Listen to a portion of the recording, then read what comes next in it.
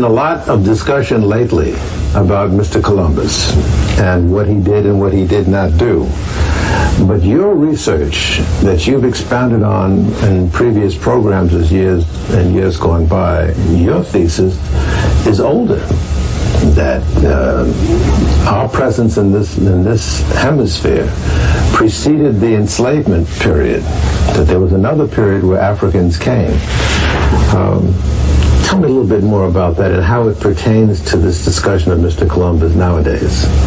Well, the first thing that we have to understand is that to assume that Columbus was the first to make contact with the Native Americans is something that does not take account of any of the evidence, including the evidence of Columbus himself. Columbus was the first person to suggest there were Africans in America before him.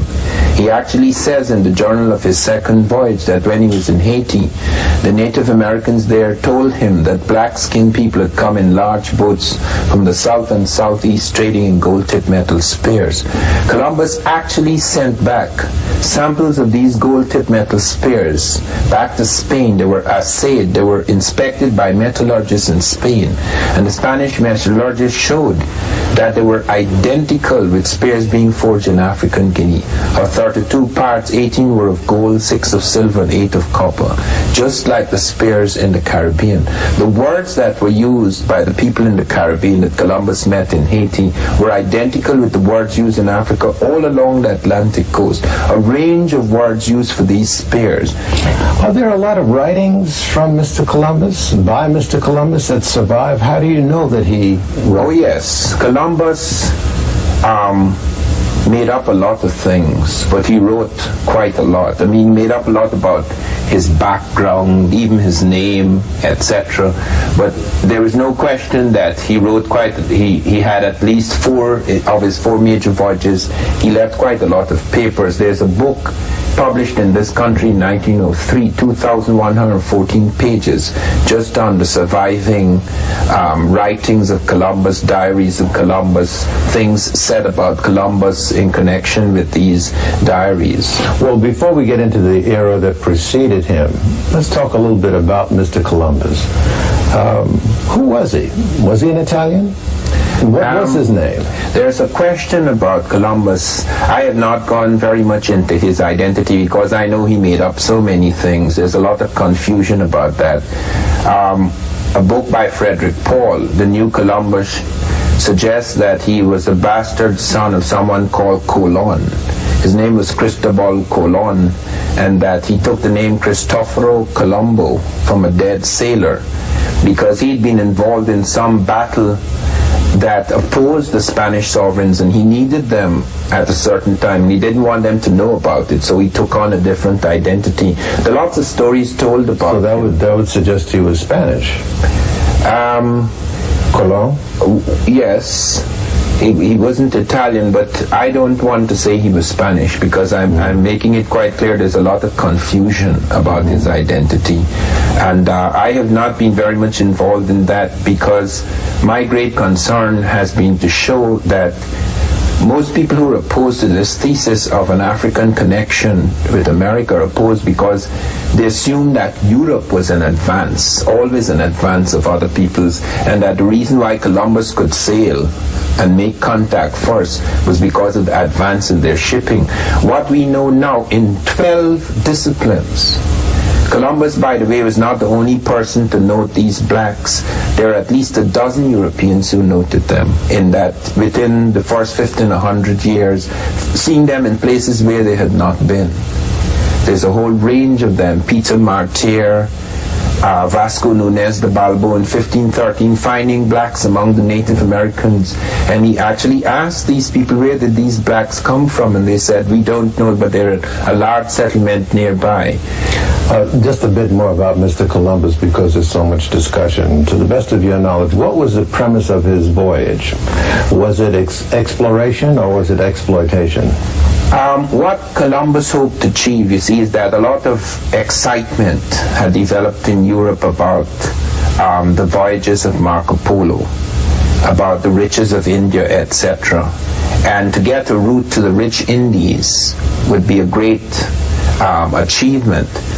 But he assumed that because the world was round, and that was not his idea. The Moors had made that quite clear, that the world was round, and that if you go far to the west, you end up in the east. He assumed that you could go to the west and end up in India.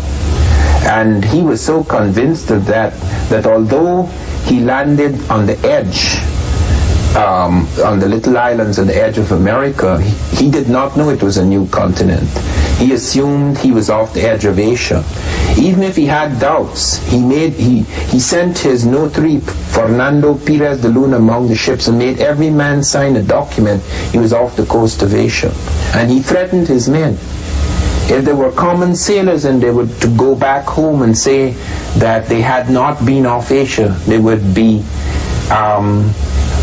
whipped, and they would have their tongues cut out. And if they were officers, they would be fined 500 maravedis. We do not know exactly what 500 maravedis was at that time, but it must have been quite a punishment. So Columbus had to convince the Spanish that he had got to the Indies. And however, something happened which he did not expect. They were discussing a demarcation line with Portugal, because Portugal insisted that they should have a line drawn at the westernmost edge of the Cape Verde Islands, just off Africa, and that 375 leagues should be theirs. And this line, in fact, included Brazil. I have a map of Brazil in 1448. This is more than half a century before Columbus. A map that was drawn on knowledge gained from the Moors. This is known as the Andrea Bianco map. So that, you see, the whole approach was that here we are, this is a great adventure, this is for wealth, etc. To hell with the people. I mean, the people were treated in the most awesome manner.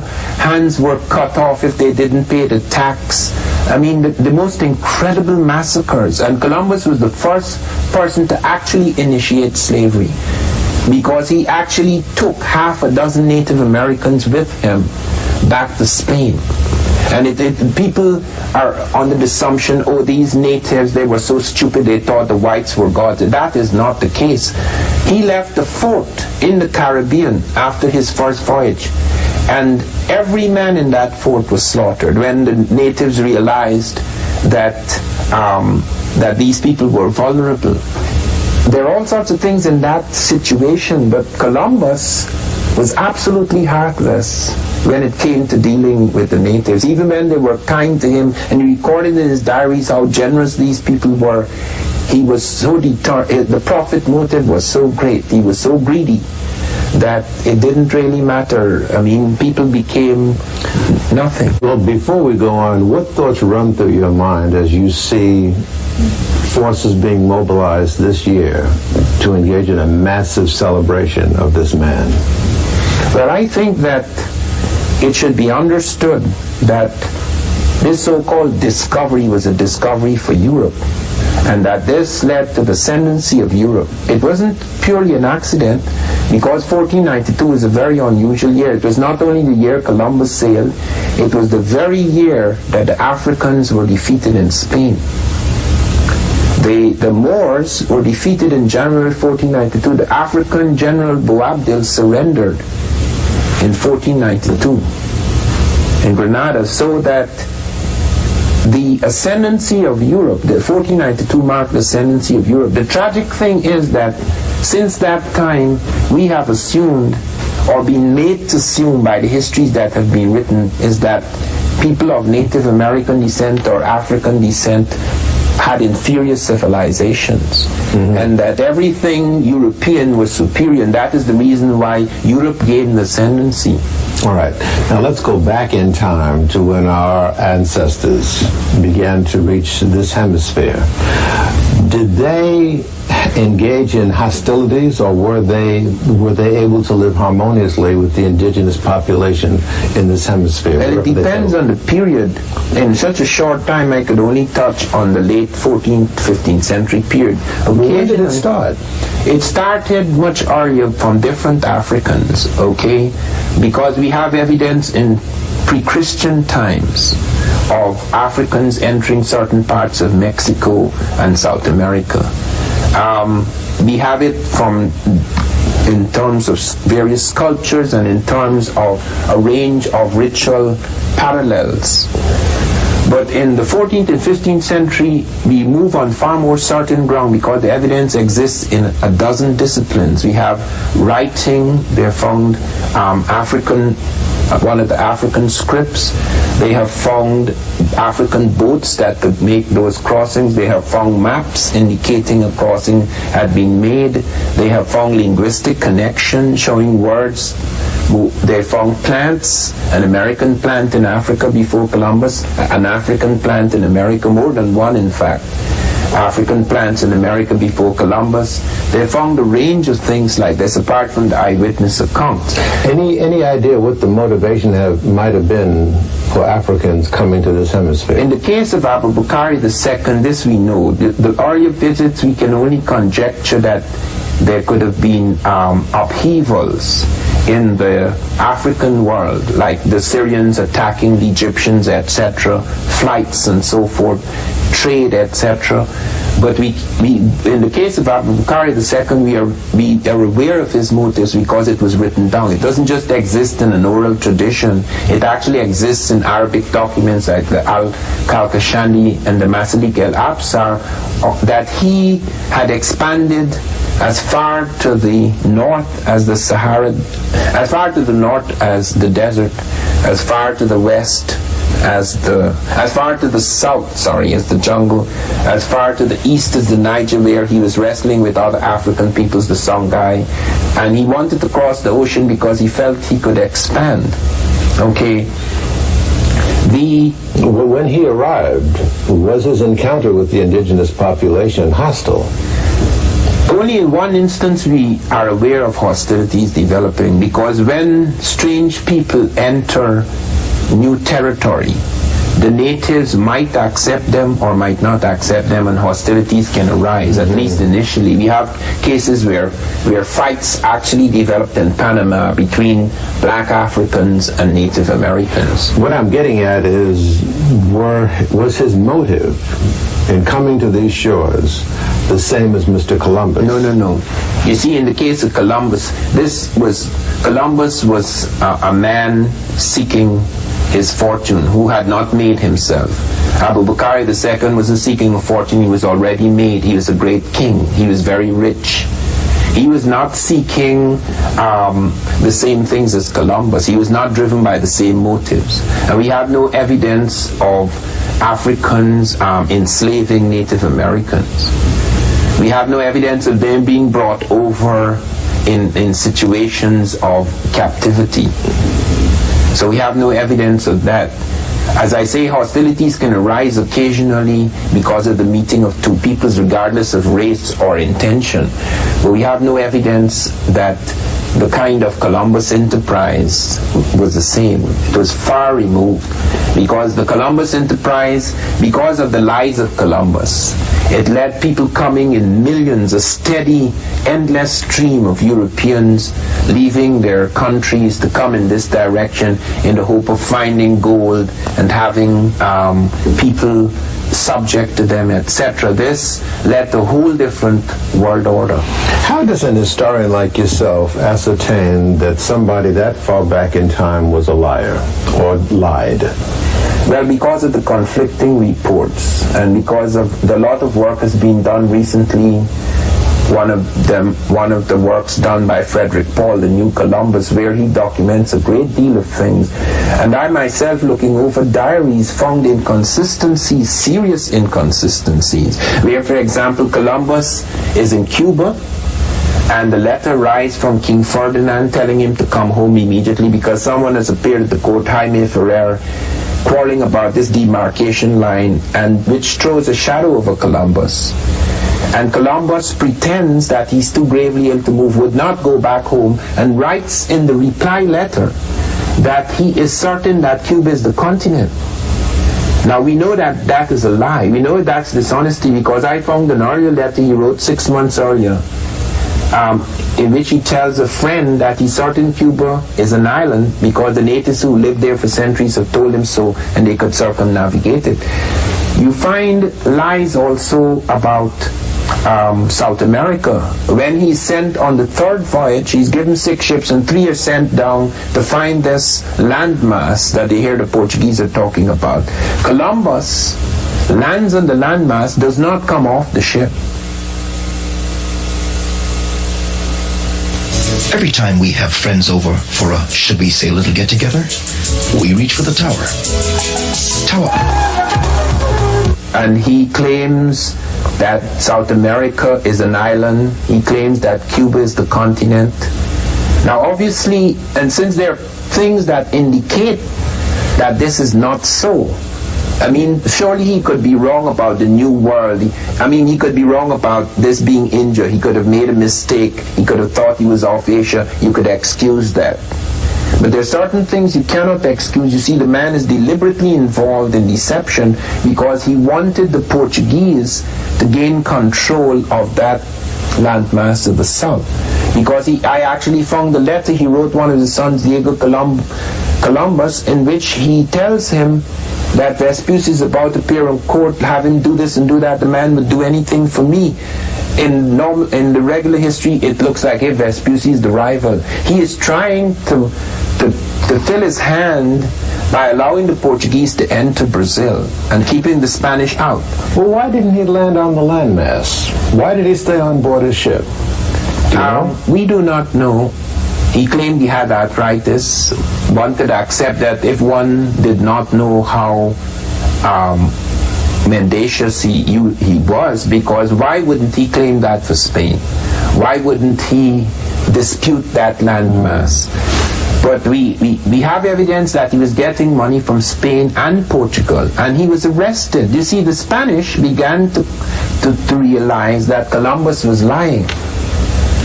He and his brother Bartholomew, some people claim that was his uncle, most people think it was his brother, it doesn't matter, but both of them were arrested. On the 4th voyage, the Spanish allowed Bobadilla to arrest Columbus, and he was brought back in disgrace into Spain to be tried for lying to the Spanish about the lands he said he had discovered. And they claimed in court that Columbus was playing games in order to fill his hands, one hand with Portuguese money and one hand with Spanish money. He was brought back in custody. Yes.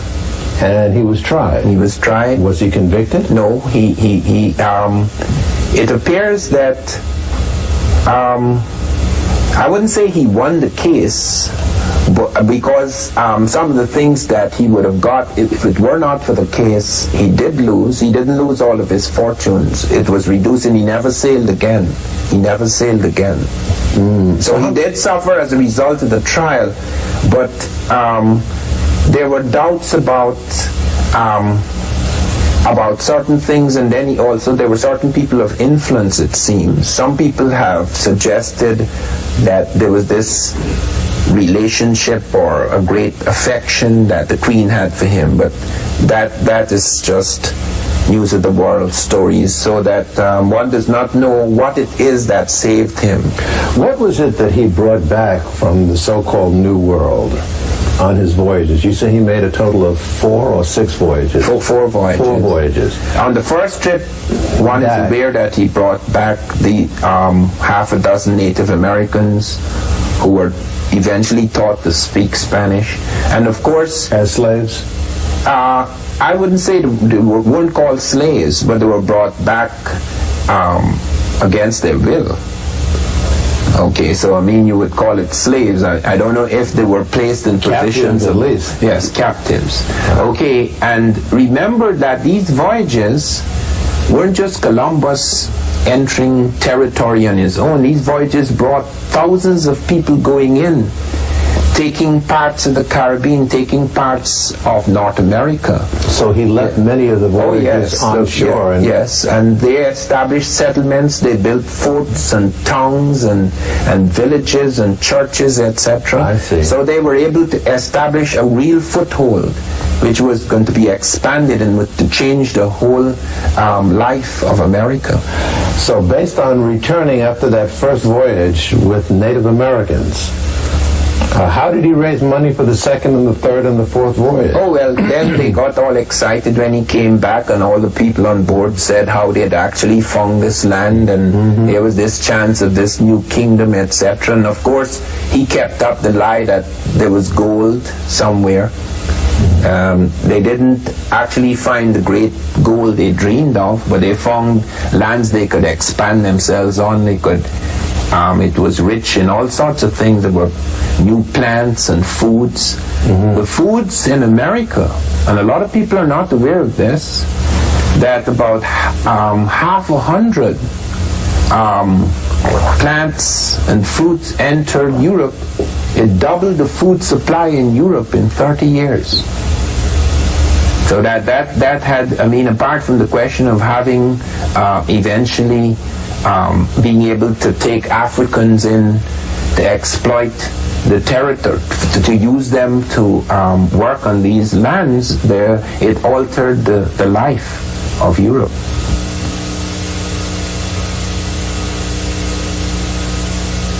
I'm Gerald. All right, let's again go back in time. Do you have any ocular proof of our presence in this hemisphere before Columbus? Oh yes.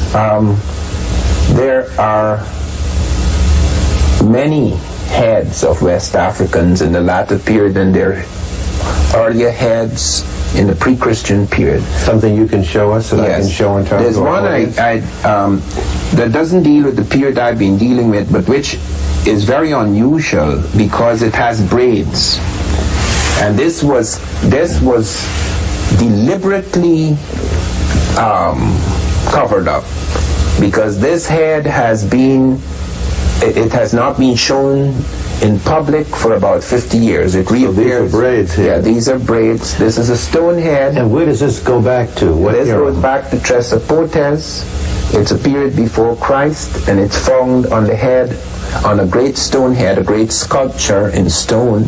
Before Christ. It's found in the Olmec civilization. People have assumed that I said the Africans created Olmec civilization. I never said that. It's a homegrown civilization. It has African elements. We found it in the graves, and we found it in their ritual life and other things. Here are now West African type heads. This is in a later period, but found in this hemisphere. Yes, this is found at Teotihuacan, one of the great cities of America. This is in the pyramid of Teotihuacan. Where is that now? What is that area called now? It's still called Teotihuacan. Where is it though? In Central America? It's in Mexico. Oh, in Mexico. Yes. I'm sorry. Clearly African. Yes. What else do you have? You have a map here. This, we have found this in Peru. We have, in fact, in South America, we have some of the most startling heads. This is in Peru. We have many very realistic heads in Peru, and we have one of them in which we have the descendants of black governors in Ecuador. This is definitely a brother. Yes, and that is in the Moorish period. That is 900 AD. That is long before Columbus. We have also, which is one of the most startling things, is the sons of black governors in South America. Blacks were shipwrecked in South America just a little after Columbus because they kept voyaging even after that period. And these are the sons of African shipwrecked. Let's see if our camera can pick this up on the right hand page. Yeah, these are Africans were shipwrecked off the coast of South America, off Ecuador, and 17 of them were shipwrecked. Every one of them became the leader of a province, and these are their sons. This is post-Columbian. This is post-Columbian, but why it is used is because it is not far after the coming of Columbus, and it wasn't with European help, and it shows that these trips were going on, and in some cases they were continuing. Africa, you must realize, fell into tremendous slump after Europe began to enslave great parts of Africa, and many of its centers disappeared. The reason why most of us have been made to believe that Africans were incapable of certain things is because we have not studied Africa. Even Africans do not know about Africa. Because remember that an amnesia descended on Africa and among people of African descent because of the fact that their centers were destroyed. What we have been studying is surviving peripheries. That is what has led to a tremendous amount of confusion. For example, the Smithsonian found 2 African skeletons in the Virgin Islands, 1250 AD, more than 200 years before Columbus. They found they couldn't date them because something peculiar had entered their bones, but then they found the nail in the grave. Although they were in layers before Columbus, they found the nail, and they said therefore it has to be after Columbus because Africans cannot make nails. But we have found, in fact, Africans making steel 1,500 years ago in Tanzania and along the lakes of Tanzania and Uganda. We have found Africans smelting steel in temperatures 200 degrees higher than anything achieved in Europe until the late 19th century. In your book here, you you have some illustrations of the ship, the Kontiki. Well, this is the Ra 1. The Ra 1. The Ra 1. The Ra 1, which is very important. But it is what is the significance of the voyage that Heyerdahl made? Okay, the significance of the Heyerdahl voyage is that we found that Africans had boats before Christ which could cross the Atlantic Ocean. The Ra 1 was rebuilt by Africans, the Buduma people in Lake Chad, and in 1969 they were able to cross from North Africa all the way to Barbados using a boat that was used long before Christ. Here it is. On the right-hand page, if we can pick that up. Okay, and what is even more important, let me close with this. Yes. Is that Lindemann and Bombard, 2 independent sailors using African dugouts and an African raft, were able to cross the Atlantic in less time than Vespucci. In fact, an African dugout crossing from Africa to America beat Vespucci by 12 days. Wait a minute. Tell me a little bit about this boat. Is it true that it was made of papyrus reed? Yes, it's made of papyrus reed. And an exact replica of a drawing that was found in Tumen temple paintings in Africa. And they were able to do this. They only made one mistake. They made a mistake with the rudder because over a period of time they had changed the rudder. Yes, and the rudder kept it buoyant. The rudder got them into trouble off Barbados, but there was something else that caused the problem. There was something attached to the deck that they cut. Okay, but they were able to cross nevertheless. And they were able to cross not only because of the viability of the vessel, they were able to cross because there are 3 currents off Africa that take you like gravitational belts from Africa to America, something which Europeans could not make use of. Yeah, I recall learning that the first voyage was not successful because the ship lost its buoyancy because the builders of the boat left off this rope from the tail that would squeeze the seawater out of the hull. But it was valuable because it showed that even when the problem occurred, they still got as far as the Americas. They did? Yes, they did float on the currents and were able to make it towards the Americas more than 2,000 miles.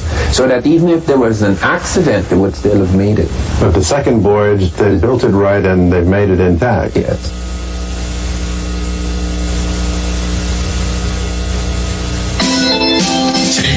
In this hemisphere, was the content of the impact that the African had on this hemisphere a positive one? Well, it would involve a lot more discussion to show exactly what they did, because you'd have to show, for example, what impact they had, for example, on their ritual and religious life, and in some cases what impact they had on some early technologies. One has to do this with extremely great care because one is not suggesting the Native American was a fool. But whenever civilizations meet or peoples meet, they influence each other. And there's no civilization of consequence that was not influenced from outside in some way. What is important to understand is the capacity and potential that lay within these peoples before they were overwhelmed. Because what has happened in the last 500 years has given the impression that the reason why Europe ascended, the reason why it was able to conquer, the reason why it was able to remake the world was because other peoples were stupid or they were on a lower level. Most people do not realize Africans made Spain. Africans brought most of their science to Spain. Spain was controlled by Africans and Arabs for about 700 years before the time of Columbus. It's in 1230 that influence began to fade and they retreated to Granada, where they were defeated by the Spanish. But before that, they brought so many things. The Moors brought air conditioning into Europe. They brought eyeglasses into Europe. What do you mean air conditioning? They developed, they were able, for example, to bring fresh drafts of air into houses during the summer and to draw upon the perfume of flowers. So it wasn't just air conditioning, but perfumed air conditioning. How would they do that? They constructed... Well, I do not know all the technical details of air conditioning even today. I wouldn't know how air conditioning works. But I have edited a book, Golden Age of the Moor, in which you have a detailed discussion of the many things that were introduced into Europe when Arabs and Africans, because the Egyptians had left quite an influence on the Arabs, they developed their own thing as well. Quite an influence on North Africa. These people came up, took over Portugal and Spain, controlled it for hundreds of years, and brought a great range of sciences. Many things we take for granted, geometry, for example, had lapsed. This was brought back into Europe through the Moors. Algebra, which is Arabic, that was brought into Europe through the Moors. The leading books in mathematics, in medicine, came from the Moors, and when the first universities of Europe were being developed, they drew heavily on astronomical texts, mathematical texts, medical texts brought in by the Moors. The Moorish thing was mixed. They weren't just black people, but you had a predominant and powerful black element, and you have two emperors of Spain who were black. So we are out of time, but you're saying then, if I can paraphrase, that we need to really rearrange the premise of our look at the European role in world history, if not in this particular hemisphere. Our premise is off. Yes. This thesis has significance in that it forces us no longer to take the history of the Americas and the history of Africa and Europe for granted. It forces us to rethink things and to realize that the European jump wasn't simply a European jump. That those breakthroughs that were being made in Europe wasn't simply European. We're not dismissing his own ingenuity, but those things were a result of a coming together of forces from all over the world. By putting his head on it, and by unfortunately having this greedy man who became a force, the greed, the need to conquer people, enslave people, etc. This was an unfortunate result of this expansion and movement. One quick last question. Is it true that Mr. Columbus went back to Europe and lobbied for the institution of the slave trade? Is that true? I do not know about that. I know that Columbus himself did a lot to inspire and expand the slave trade. There was no question, because there were people who fought against it and could not win because the profit motive was too great. He himself, as a person spending time on that I do not know. Okay. Yes. Professor Van Sertima, once again, it's been a privilege, and your discussion has been most nutritious. I thank you. Thank you, Gil. Really want to tell us cause they know it. They ain't trying to see me rising with me at my lowest. Even if I skydive, I can only fall forward. You can try and say that Socrates, but it's stolen. The obelisk erected up in Washington is stolen. Politics